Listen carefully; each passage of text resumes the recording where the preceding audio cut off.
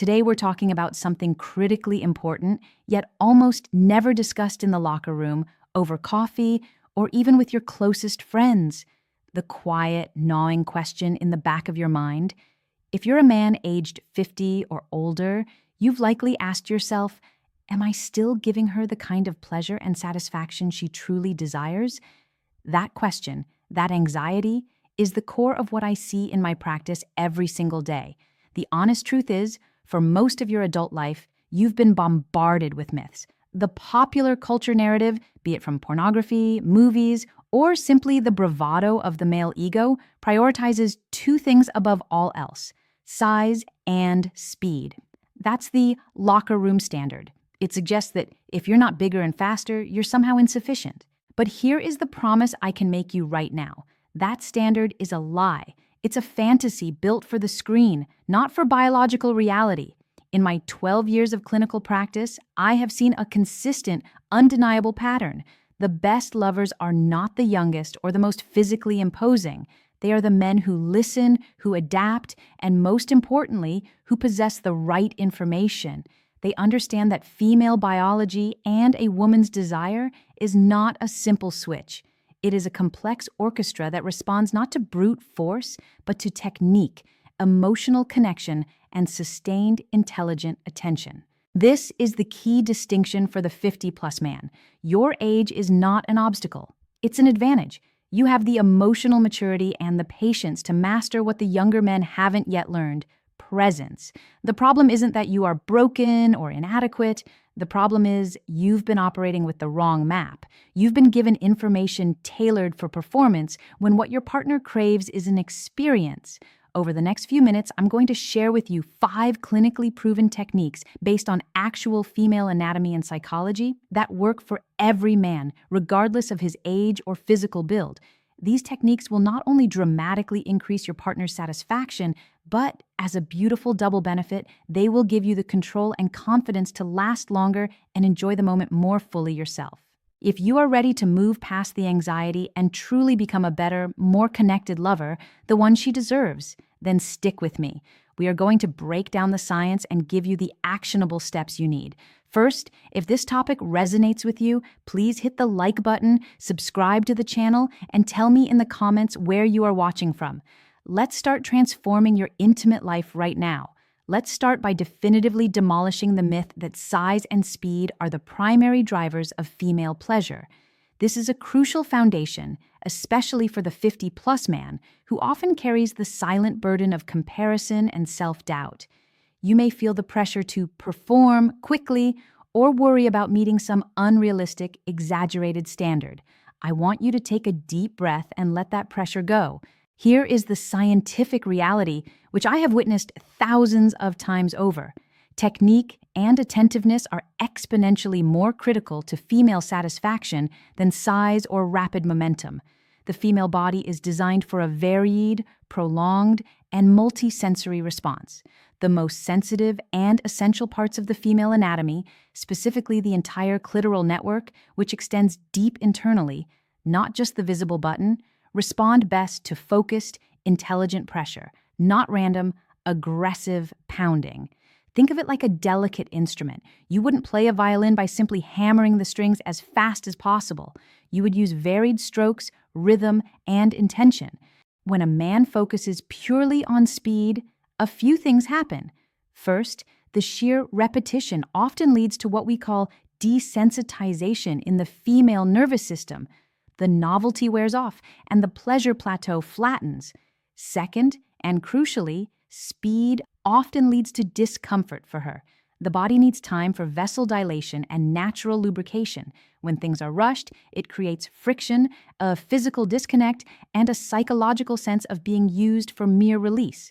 Your partner is not a clock to race against. The goal is not to finish first. The goal is to build a sustained, escalating wave of pleasure. This requires the application of science. It means moving from a performance mindset to a connection mindset. Let me put my 12 years of experience bluntly.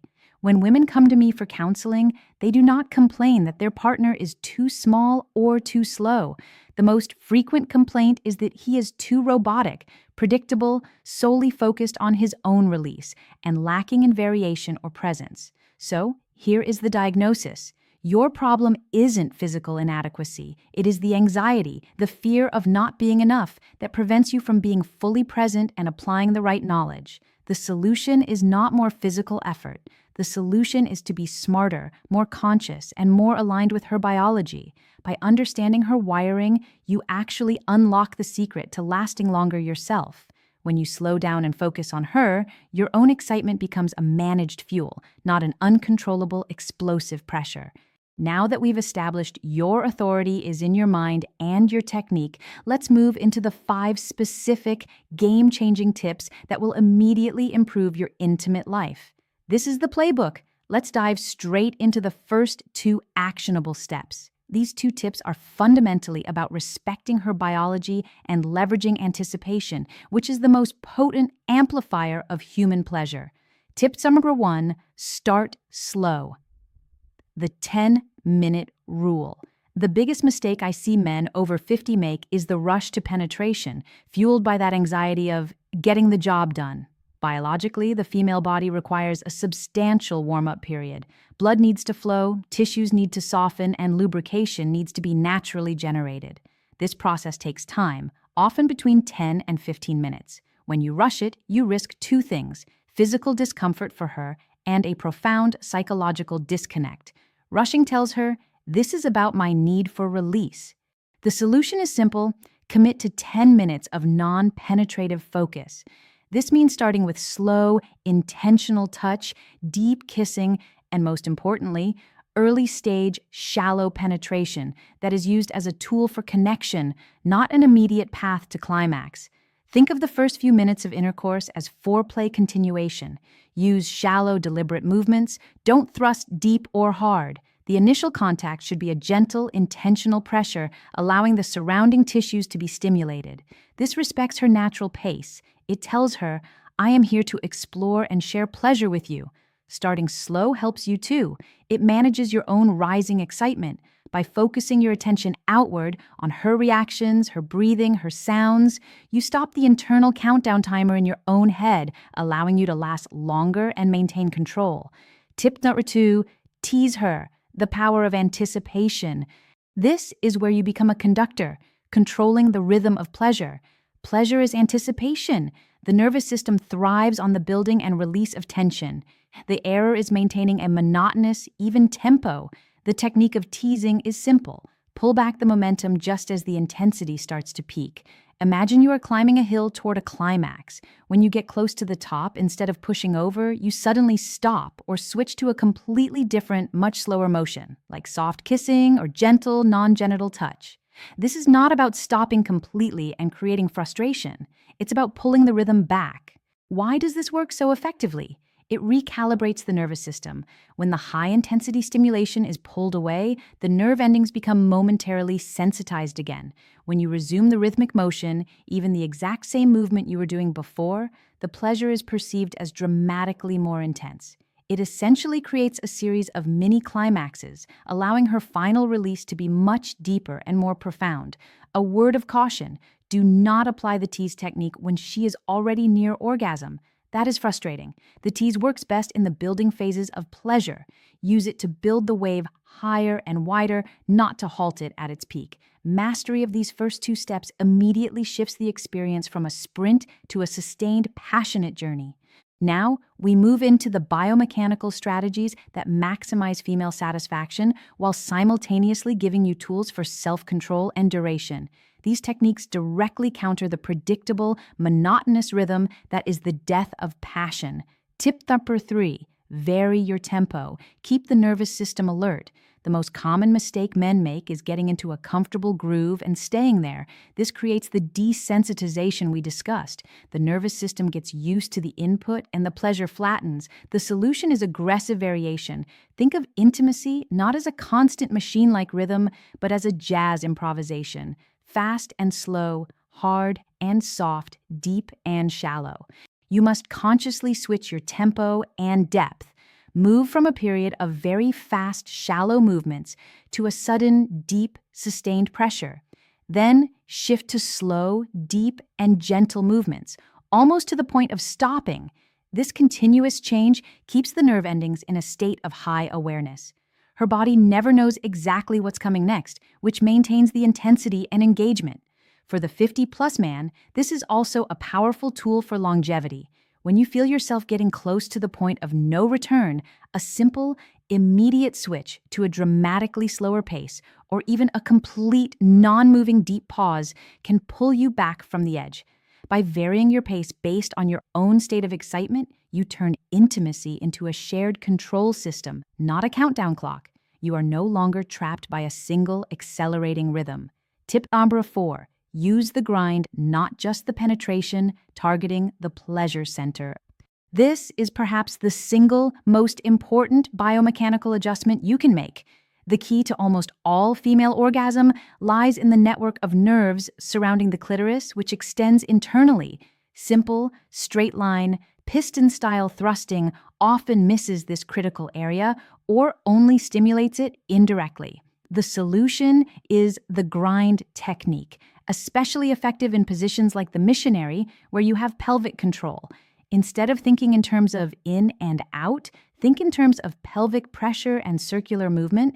Engage your lower core and use your pelvic bone to apply steady, angled pressure against her lower abdomen-hulked pubic area. This grinding movement, either in a shallow circle or a focused, rhythmic pressure, can maximize clitoral stimulation during penetration. The benefit is twofold. First, it significantly increases her pleasure by directly engaging the entire clitoral network. Second, the grinding motion, which often involves a shallower or more angled penetration, redirects the stimulation away from the head of your own penis, which is the most sensitive area for men. By reducing the direct friction on your most sensitive parts, you buy yourself precious time and control, allowing you to last significantly longer while maximizing her satisfaction.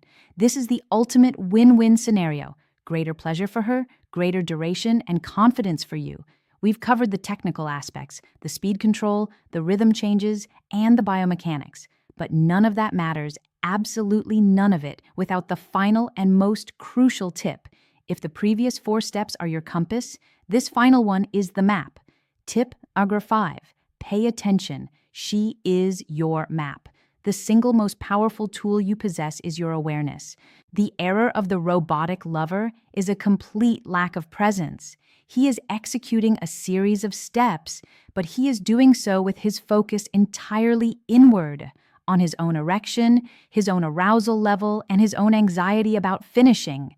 This completely ignores the only reliable source of information available, her immediate, real-time reactions. You must become an active student of her pleasure. This means shifting your focus from, am I performing, to, what is she communicating to me right now?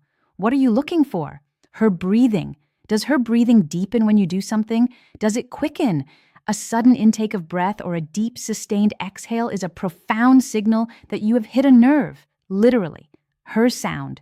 Don't dismiss moans, sighs, or soft whimpers. A genuine sound, often quiet, is a better indicator of true pleasure than any exaggerated noise. When you hear a sound you like, repeat what you just did. Her movement. Is she arching her back? Is she pulling you closer? Is she subtly shifting her hips to meet your rhythm? These nonverbal cues are the most honest form of feedback. When she initiates a movement, let your pace and pressure match or follow her lead. Being present and attentive accomplishes 2 things, one biological and one psychological. Biologically, it allows you to continuously adjust your pace, depth, and angle to maintain the peak of her pleasure wave, using her reactions as instant feedback. You can abandon the fixed plan and become fluid, responsive, and truly connected. Psychologically, and this is perhaps more important for the 50-plus man seeking deep intimacy, your attention demonstrates care. It proves that this moment is not just about your release, but about her experience. Attention is the ultimate aphrodisiac for a woman. It dissolves the anxiety because she is no longer worried about your internal pressure. She knows you are focused on her. This is the key to becoming a master lover at any age. It requires vulnerability, putting your ego aside, but it unlocks a level of connection and mutual satisfaction that the locker room standard can never provide. She is not a mystery. She is a partner with an open communication line. You simply need to be present enough to listen. Now that you have all 5 tools, let's wrap this up with the powerful context of age and confidence.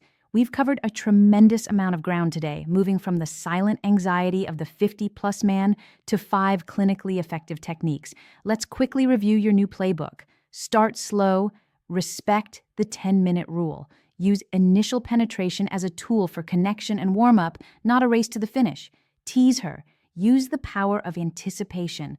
Pull the rhythm back before the peak to resensitize her nervous system and build a wider, higher wave of pleasure. Vary your tempo. Shift between fast, shallow, and slow, deep movements to keep her nervous system alert and to help you manage your own excitement. Use the grind. Employ pelvic pressure and angular movement to maximize clitoral stimulation and reduce direct friction, allowing you to last longer. Pay attention. Use her breathing, sounds, and movements as the immediate real-time feedback loop. She is the map. Now, I want to address the biggest mental hurdle one more time: the pressure. I know that as men in your 50s, 60s, 70s, and beyond, you carry the weight of expectations. You might feel a decline in energy or worry about performance consistency.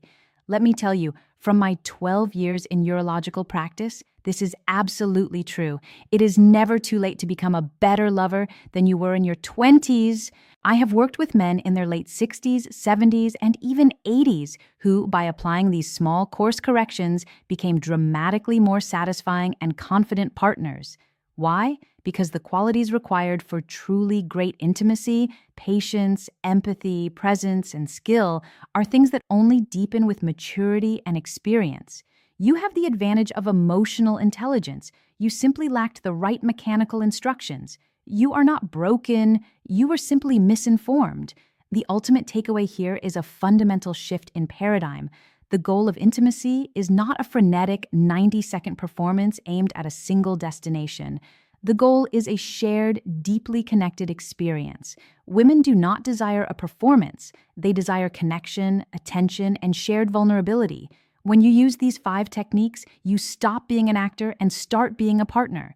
You step out of the spotlight of your own anxiety and step into the shared space of pleasure. So, as you walk away from this video, I want to leave you with a simple yet profound, reflective question to take into your intimate life. Am I listening? Am I connecting? Am I making this moment about us? Don't let this be just another video you watched. Choose one of these 5 tips, just one, and commit to applying it the next time you are intimate. Then, come back and tell me about the change you experienced. If you found this information valuable, please hit that like button and subscribe for more myth-busting, clinically sound advice. In the comments below, tell me, which of the 5 tips resonated with you the most? Your answer will help me plan our next video. Thank you for your trust, and I'll see you next time.